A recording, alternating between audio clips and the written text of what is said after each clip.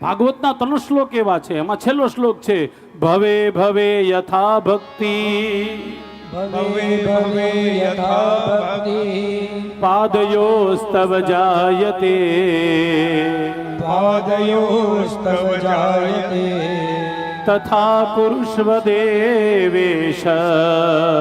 તથા ગુરુષ્વ દેવેશ, નાથ ત્વં નો યત પ્રભો, નાથ ત્વં નો યત પ્રભો, નાથ ત્વં નો યત પ્રભો. નાથ ત્વં નો યત પ્રભો. ભાગવત પૂરું થાય ને છેલ્લેથી બીજો શ્લોક છે ભવે ભવે યથા ભક્તિ.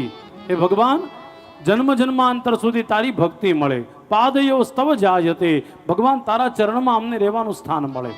તથા કૃષ્વ દેવેશ, હે ઈશ્વર, હે કૃષ્ણ, અમે તારા થઈને રહીએ. તથા કૃષ્વ દેવેશ નાથત્વમ નો યત પ્રભુ, હે પરમાત્મા તારા શરણમાં રહીએ, તારા થઈને રહીએ અને તને ગમે ઈ જ અમે કરીએ. બહુ સુંદર મજાની કથા છે ભાગવતની. આ નાના અમથા બાળકને સંતો બધા ભેગા થઈ મંત્ર આપે છે. આ નાનો અમથો બાળક નિત્ય આ મંત્રનો જપ કરે. સંતો ગયા પછી રોજ મંત્રનો જપ કરે. જપ કરતા કરતા કરતા કરતા ઘણો બધો સમય વ્યતીત થઈ ગયો. એકવાર બન્યું એવું, આ નાનો અમથો બાળક જપ કરતો તો એ જ સમય એની માં વિધવા માં ગૌદોહન કરવા માટે ગૌશાળામાં જાય છે. એક મોટો જબરો સર્પ આવ્યો, નાગ આવ્યો. નાગે આવીને માને દંશ આપ્યો, માનું મૃત્યુ થઈ ગયું. અને જેવું માનું મૃત્યુ થયું, બાળકને ખબર પડી, ઊભો થઈ ગયો. આ બાળક રેડ્યો નથી હો, બાળક રાજી થયો. ભાગવતમાં લખેલું છે, હસવા લાગ્યો કે મારી માની એક જવાબદારી હતી, ભગવાને ઈ પણ પોતાની ઉપર લઈ લીધી. એ સાંભળજો વાલા, તમારા ઘરમાં, તમારા કુળમાં, તમારા કુટુંબમાં એકાદો વ્યક્તિ હારો પાકે ને તો તમને હોતે ભગવાન સુધી લઈ જાય.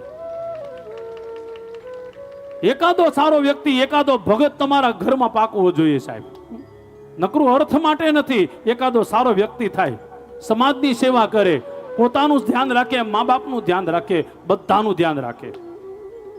અને માફ કરજો, કહેવાનું મન થાય છે, આવું ઘર હોય ને, આવું ઘર હોય ને ત્યાં દુઃખ બહુ હોય. તમે જોઈ જ લેજો, દુઃખ બહુ હોય, પણ યાદ રાખજો અંદર ખાને ભગવાન મદદ એટલી જ કરતો હોય છે.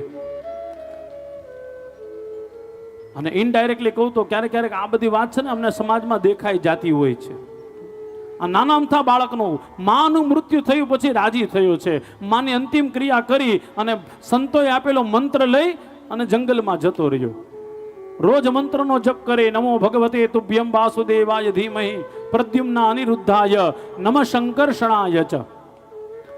જપ કરતા કરતા કરતા ઘણો સમય વ્યતીત થઈ ગયો.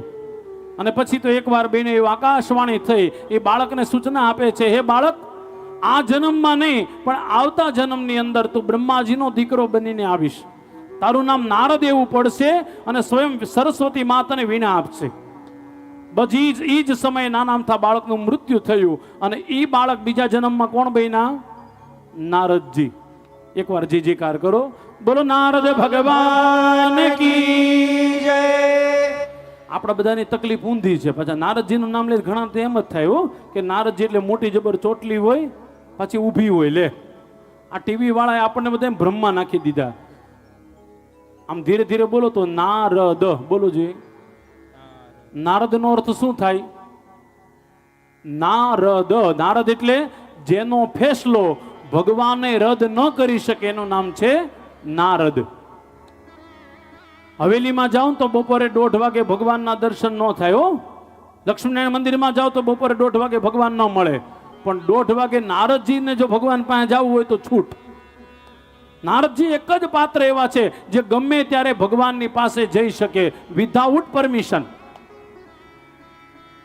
અને મજાની વાત, જો નારદ ગમે ત્યાં જઈને સામેવાળા વ્યક્તિનું કલ્યાણ થાય ને થાય જ. કારણ કે નારદે પોતાનું જીવનને છે ને નારાયણ નારાયણ નારાયણ નથી અંકિત કરી દીધું છે.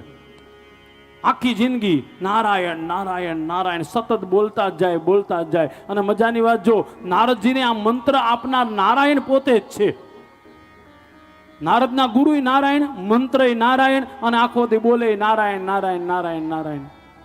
ભગવાને સ્વયં નારદજીને મંત્ર આપેલો છે નારાયણ, અને આખો દિવસ 24 કલાક હરતા ફરતા કામો કરતા કેવલ ને કેવલ નારદજી નારાયણ નારાયણ જ બોલ્યા કરે છે. નારદજી બીજા જન્મમાં નારદ થયા છે, અને નારદે વ્યાસજીને કીધું, હે વ્યાસજી, ગયા જન્મમાં નાનું અમથું પુણ્ય કરવાથી મને આ ફળ મળ્યું હતું. તમે પણ એક કામ કરો, ભગવાનની લીલાનું કોઈ વાત એવી લખો જેનાથી તમારું માર્ગદર્શન થાય ને તમને શાંતિ મળે.